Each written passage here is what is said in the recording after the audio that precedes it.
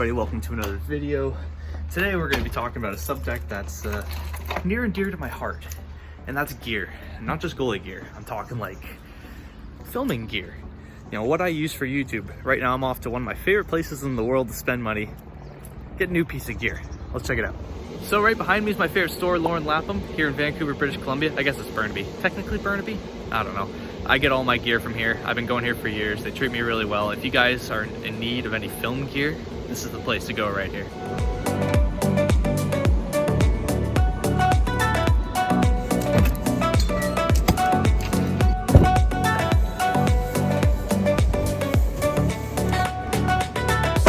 So unfortunately, they didn't have what I was looking for, but I do have an accessory that goes with it.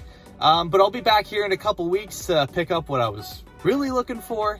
But for now, let's go back to my place and let's talk some gear.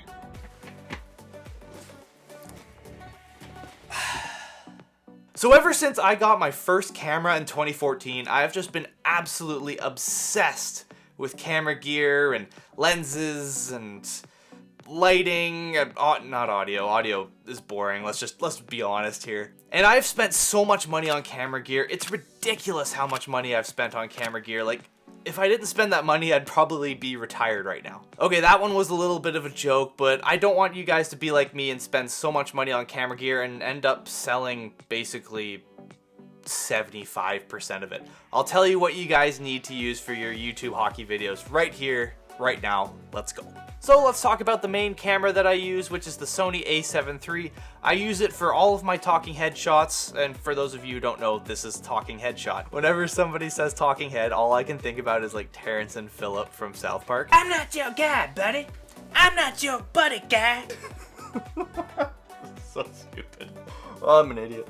I've had the a7 III for 3 years now, and it's been absolutely fantastic. It's basically what I call the perfect camera. It shoots 4K up to 30 frames per second and 1080 up to 120 frames per second, and basically every single B-roll shot that I use is 120 frames per second, so it really helps me out. A tip for you guys, if you're doing product B-roll or anything like that, shoot it in 120 frames per second, slow it down, and it takes a lot of the shake out. I can't hold the camera steady to save my life, so put her in slow-mo. One thing that is really important for making YouTube videos is autofocus, because, or at least in my experience, a lot of the time you're alone and you need to really rely on that autofocus to get the job done. And the autofocus on the a7 III is absolutely fantastic. It is so quick, especially with native Sony glass. And it takes really good photos. I shoot anything from product photography to landscape photography and even wildlife. Wildlife photography is my favorite because you get to walk around the bush with this massive lens, and when people see you, they go like, oh my gosh, this guy's got money. Look at the size of that lens. Like, hold on, I'll just show you guys this lens. Look at this absolute beast of a lens. This is the Sony 200-600 f5.6 to 6.3. It is ridiculous. This thing is so huge, but I do not use it for this Nick the Goalie YouTube channel. I just wanted to show it off because look at this thing. But I will tell you about the lens I do use with this channel, which is the Tamron 28-75mm f2.8. This lens is fantastic, and I use it for just about everything I do, unless it's wildlife related, I guess. But a really great bonus about this Tamron lens is it's relatively affordable in comparison to like a Sony G Master lens, and arguably just as sharp. I'm here to look out for you guys, and if you're doing YouTube video, the Tamron is absolutely perfect. You don't need to be spending $3,000 on a G Master lens. Moving on to the main camera I use at the rink, I use a GoPro Hero 7 Black. The reason why the GoPro Hero 7 Black is my camera of choice for hockey games is because of the Super View feature. I really like the Super View feature because I really want to show you guys as much as I can, you know, like end to end, corner to corner. I don't want anything being cut off, and the Super View and the GoPro get this job done perfectly. I've heard cases of people having trouble using GoPro for their hockey videos, whether it be like the battery life or it breaks too easily or whatnot. I haven't had one break yet, but I haven't had a problem with the battery life if I fully charge the battery before each ice time. One fully charged GoPro Hero 7 Black battery will last me one ice time. When I go and collect my camera at the end of the ice time, it's usually like 6% left or something like that. But I've never had a case of this camera dying on me during play with a full battery. And what I use to mount the GoPro to the glass is the Joby GorillaPod suction cup mount. This is the only option, you guys. You can't be getting the cheap Amazon one like I did. I had a camera fall off the glass so many times. Not a single problem with this Joby suction cup mount, so you gotta get it. Now my B camera is the DJI Osmo Action. I got it last summer and it's a really good camera. The picture quality is really good, the stabilization is really good, and it doesn't have that weird fisheye effect that GoPro has. And the battery life is better than my GoPro Hero 7s for sure. One thing that really stands out to me with the Osmo Action is what you can purchase with it, and that's something called DJI Care Refresh. And if you're like, hey Nick, what's DJI Care Refresh? Well, sit down, grab a coffee, tea, water, Gatorade, purple Gatorade, and I'm gonna tell you. So this is basically DJI Care Refresh in a nutshell. You're playing hockey, the puck hits your DJI Osmo Action, and you're just like, why? And then you go to your store all mad because your camera's in pieces and you're like, I gotta spend $500 on a new camera. But wait, you remember when you first activated your DJI Osmo Action, you bought Care Refresh. You only have to pay $30 US to replace this camera. It's amazing. You're so thrilled. You have to send back the broken one, but who cares? It's broken. You're getting a new one for $29. And then you go back out on the ice again, you're super stoked, you're like, hey, look at this, I got a new DJI Osmo Action. You put it on the glass, buddy rips a slap shot, takes it out again, you're just like, why? You're so upset, you just got this camera replaced, and you're like, what do I do now? But you're like, wait, I have DJI Care Refresh. I'm allowed up to 2 replacements in a single year. That's right, 2 replacements in a single year. You do have to pay $39 the second time around if it comes to that, but it's better than paying like $500.